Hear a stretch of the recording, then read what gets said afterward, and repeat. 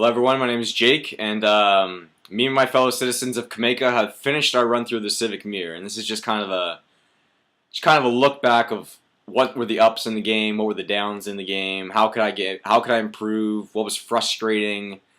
But before I say that, the Civic Mirror was a really strategic game, more than I thought it was going to be. I knew it was about trading, but it really took a lot of time and a lot of thinking in order to put yourself ahead of competition.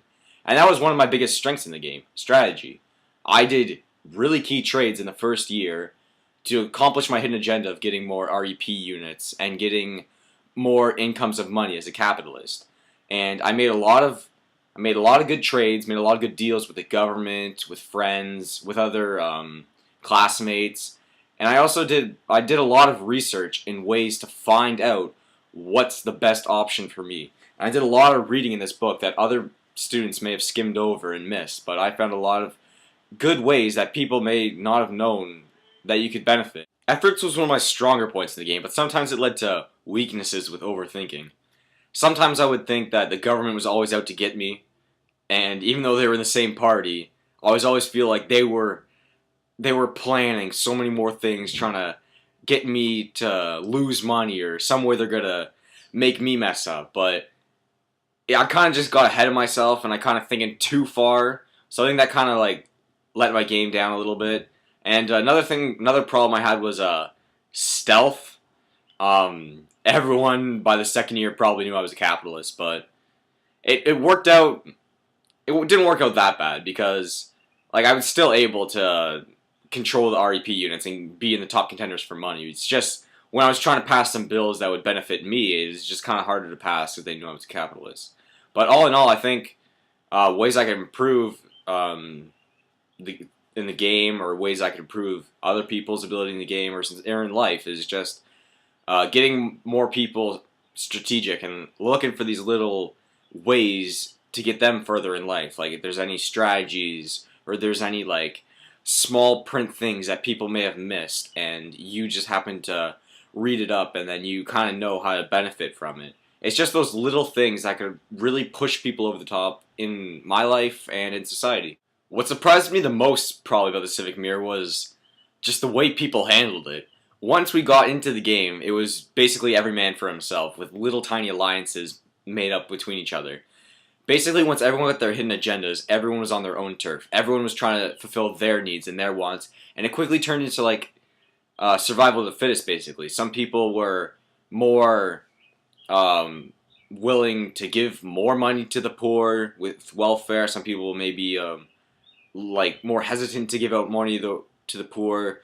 It was just really kind of different to see all these people that you knew is just kind of maybe sometimes are trying to out-strategize you, trying to play you, trying to outthink you, trying to mess your game up just for the benefit of theirs. And it really turns like from a human life where everyone's like, oh hey, everyone's happy, everyone's empathetic.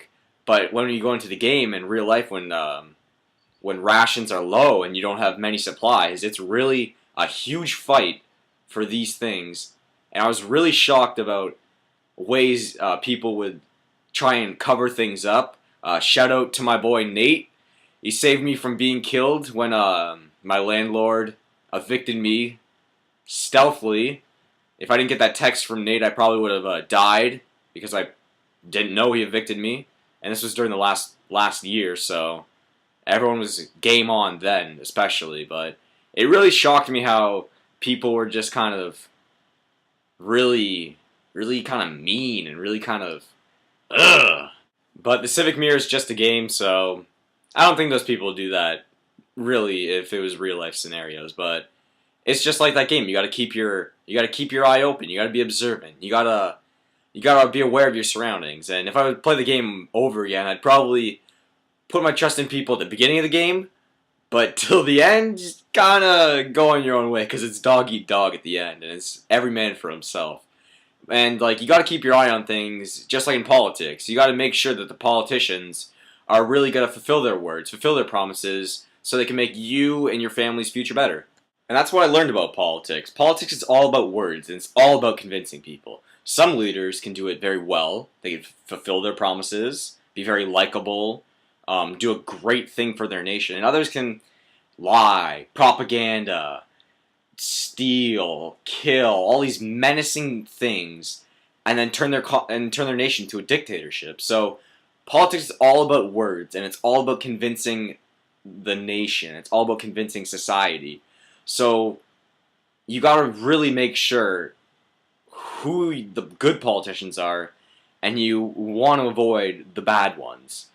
So politics is all about, it's a lot about talk, it's a lot about promises, and that's when the Civic Mirror comes in. During the elections, everyone would campaign, everyone would debate why they should be elected. And I know it's hard pleasing everybody, but if you win over the majority of the people, then you get power, then you could almost do basically what you want. So it's all about winning those votes over, and I think I learned a lot from the Civic Mirror.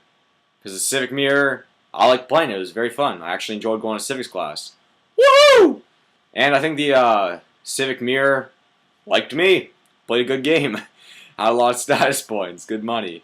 So I think I did a good game, and I hope to see other people through the grades almost do even better than what I done. Make new initiatives.